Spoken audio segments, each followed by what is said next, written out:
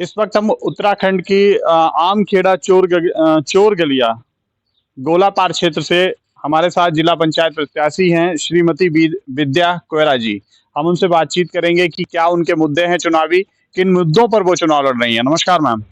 नमस्कार। सबसे पहले तो आप बताइए कि आपको राजनीति में जब आप आई हैं तो कैसा लग रहा है?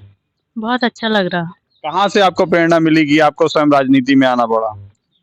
क्योंकि यहाँ गोलापार चोरगलिया में महिला सीट आई है।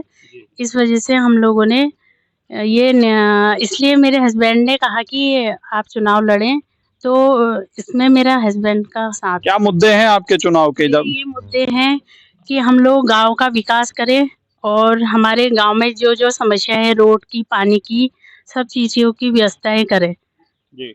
और क्या मुद्दे हैं आपको? प्रमुख मुद्दे क्या लगते हैं कि अगर आपको जनता चुनती है, जनता के बीच जब आप जा रही हैं, जनता अगर आप पर भरोसा जताती है, तो आप सबसे पहले जनता के लिए क्या करना चाहेंगे?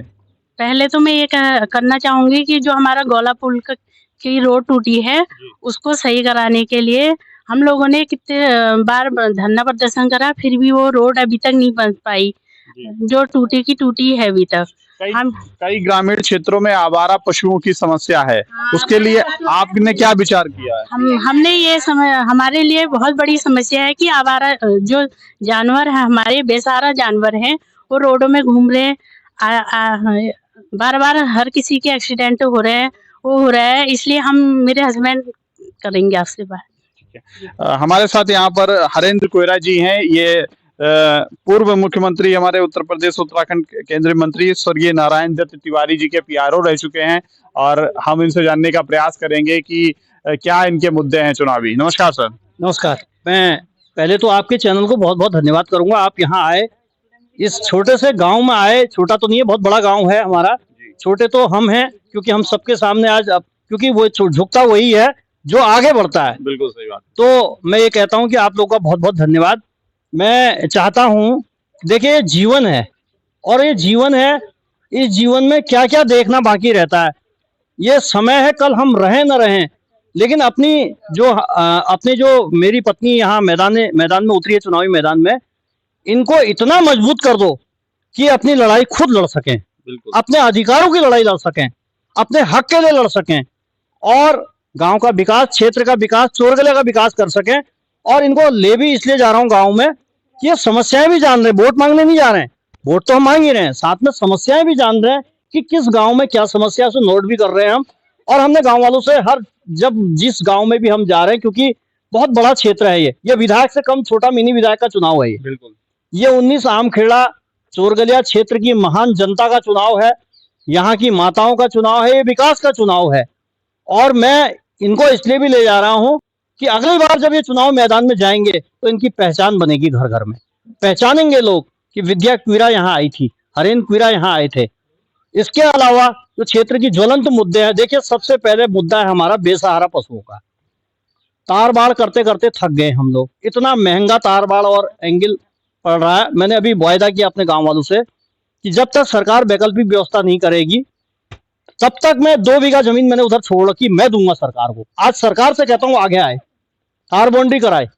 इसके अलावा इस क्षेत्र में अवैध और कच्ची शराब बहुत बिक रही है, जगह जगह बिक रही है, हमारे बच्चों का भविष्य खतरे में है, उसको बंद कराएंगे जगह जगह अवैध कच्ची शराब को।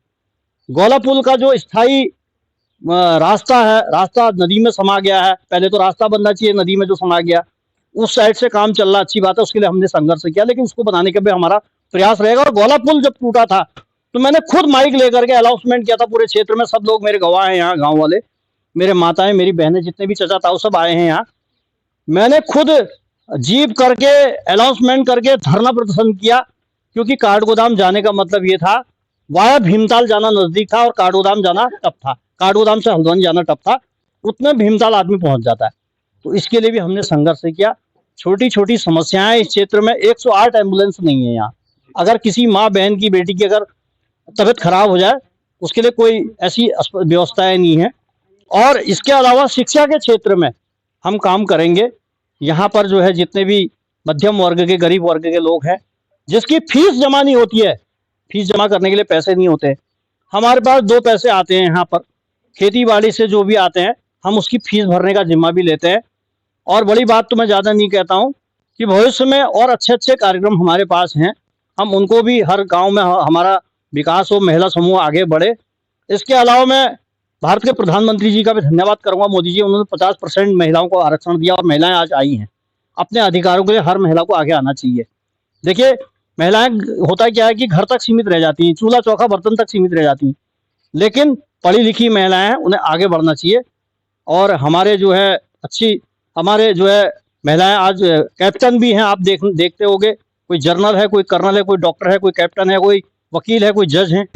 तो सबको अधिकार है, प्रजातंत्र है, लोकतंत्र है, संविधान है, सबकी रक्षा के लिए करने का अधिकार इस संविधान ने हमें दिया है भारत। और मैं फिर पूर्व मुख्यमंत्री एनडी तिवारी जी का पीआरओ रहा हूं 2014 से 2017 तक। काम अधिकारियों से कैसे कराना है मैं जानता हूं, बहुत प्यार से, बहुत अच्छी तरीके से काम कराना हम जानते हैं, हमने काम किए हैं। यहाँ क्षेत्र की जनता का महान अपार सहयोग मिलेगा तो हम आगे बढ़ेंगे, काम करेंगे।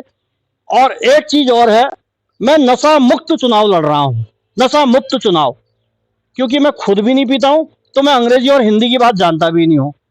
400 लोगों की भीड़ ले जाकर के वोट मांगना मेरे बस की बात नहीं है। क्यों? शाम को उनकी सेवा कौन करेगा बताइए? मेरे पास तो 10-20 लोग चल रहे हैं साहब, 10-20 लोग चल रहे हैं, और दूसरे लोग जो है, किसी घर में मुख्यमंत्री आ रहा है, किसी घर में कमिश्नर दीपक रावत आ रहा है। हम क्या कर सकते हैं? हम तो भैया इन्हीं अधिकारियों को, इन जनता के बीच रहना है, हमने इन्हीं को लेकर के चल रहे हैं अपना। और दूसरा आरोप अभी विपक्ष ने लगाया था कि ये बैठ गए, हम बैठे नहीं है, हम अपने चल रहे हैं। गाँव वालों से मैंने अपने परमिशन ले ली है, प्रजातंत्र में हक सबको है, और हम जो है आगे बढ़ेंगे और जीतेंगे, लड़ेंगे तो जीतेंगे। और इनका नारा है, लड़की हूं लड़ सकती हूं, ये नारा है इन लोगों का सबका। और मेरे सभी लोग यहाँ हैं, अगर आप इनसे भी बाइट लेना चाहते हो तो ले सकते हैं। सभी लोग, बहुत सही नारा है आपका। कि आपके जो प्रत्याशी हैं उसके बारे में आपका क्या कहना है? क्या बोले हैं कि हम उनके सपोर्ट कर रहे हैं उनको। हाँ, उनको जिताएंगे, हमारे गांव से उठी हैं तो उनको जिताने का हम। फिर महिला है तो महिला को आगे करेंगे ना, वही तो बार बार पुरुषों का ही। महिला सुरक्षा को लेकर क्या कहना चाहेंगे? महिला सुरक्षा को लेकर, महिला सुरक्षा को लेके इनका महिलाओं के लिए भी बहुत सपोर्ट रहता है। जी जी। हमारे साथ और भी लोग मौजूद हैं, हम उनसे बात करेंगे। जी बताइए।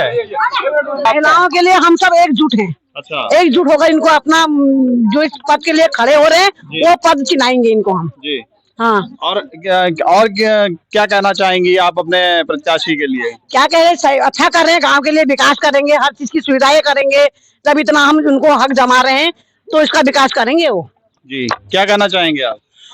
हमारे गांव के जो नरेंद्र कुइरा जी हैं, वो जिला पंचायत सदस्य के लिए जो उभरे हैं, वो हमारे गांव की शान है और हमारे जाने पहचाने हैं, परिचित हैं, काफी अनुभवी हैं। वो हमें और हमारे गांव का और हमारे इस क्षेत्र का अच्छा विकास करेंगे, ये हम अच्छी तरह जानते हैं। हमारे साथ कुछ लोग जिन्होंने बताया कि वो किस तरीके से अपने जो इनकी प्रत्याशी हैं उनके साथ हैं, और आने वाला जो चुनाव है उस चुनाव में किस तरीके से समर्थन करेंगे।